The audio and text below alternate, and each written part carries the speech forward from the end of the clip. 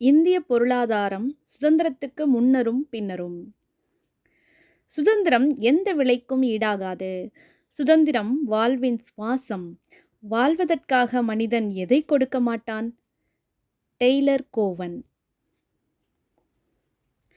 காலனித்துவம் என்பது இரண்டு நாடுகளுக்கிடையேயான சமூக மற்றும் பொருளாதார தொடர்புகளில் ஒரு நாடு அதிகாரம் செலுத்தும் நிலையிலும் மற்றொரு நாடு அடிமையாக இருப்பதையும் குறிக்கும். ஆங்கிலேயர் காலத்தில் இந்திய பொருளாதாரம். வாஸ்கோடகாமா இந்தியாவில் உள்ள கோழிக்கோட்டுக்கு மே 20, 1498 வந்ததற்கு பின்னரே இந்தியாவில் இருந்து ஐரோப்பாவுடனான கடல் வாணிகம் ஆரம்பித்தது. போர்ச்சுகீசியர்கள் 1510 கோவாவுடன் வாணிகம் செய்து வந்தனர். 1601 கிழக்கிந்திய கம்பெனி ஆரம்பிக்கப்பட்டவுடன் ஆங்கிலேயர்கள் இந்திய பெருங்கடல் வழி வாணிகத்தை தொடங்கினர். 1614 சர் தாமஸ் ரோ ஜஹாங்கீரிடமிருந்து தொழிற்சாலைகள் அமைக்க அனுமதி பெறுவதில் வெற்றி பெற்றதுடன் இந்தியாவின் பல்வேறு பகுதிகளை மெதுவாக ஆக்கிரமிப்பு செய்தார்.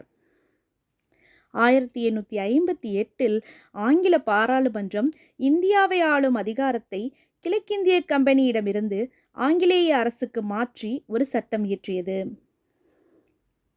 ஆங்கிலேயர் கால வரலாறு.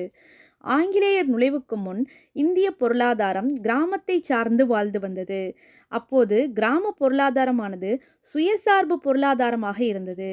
ஆனால் ஆங்கிலேய ஆட்சியின் போது தொழிற்சாலைகள் வளர அனுமதிக்கப்பட்டன.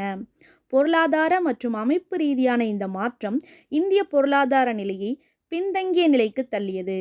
பிரச்சனைகள் அனைத்தும் உடல்நலம், குடியிருப்பு, குழந்தைகள் மற்றும் பெண்கள் நலன் மற்றும் உழைப்பாளர்கள், பொழுதுபோக்கு, குற்றங்கள் மற்றும் சமூக சீர்குலைவு ஆகியவற்றை சார்ந்ததாகவே இருந்தன.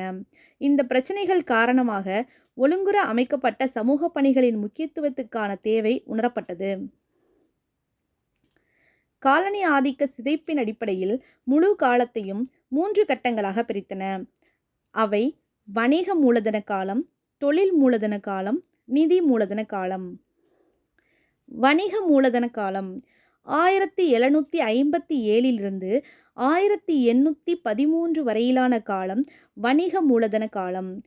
கிழக்கிந்திய கம்பெனியின் முக்கிய நோக்கம் இந்திய மற்றும் கிழக்கிந்திய பொருட்களை முற்றுரிமையாக வாணிகம் செய்து லாபம் ஈட்டுவதே ஆகும். உபரிகளை இங்கிலாந்துக்கு கடத்துவதில் இந்நிர்வாகம் வெற்றி பெற்றது. இந்திய தலைவர்கள் இப்பிரச்சனையை சுரண்டலுடன் ஒப்பிட்டனர்.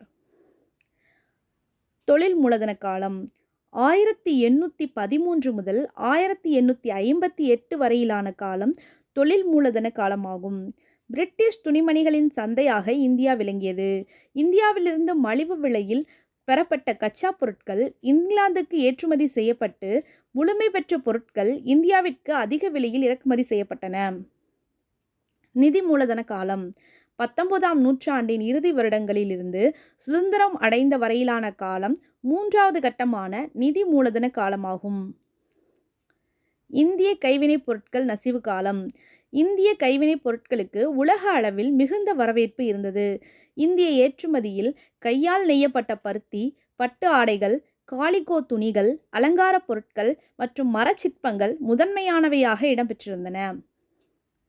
பாகுபாடான சுங்கவரி கொள்கை மூலம் பிரிட்டிஷ் அரசு வேண்டுமென்றே இந்திய கைவினைப் பொருட்களை அளித்தது.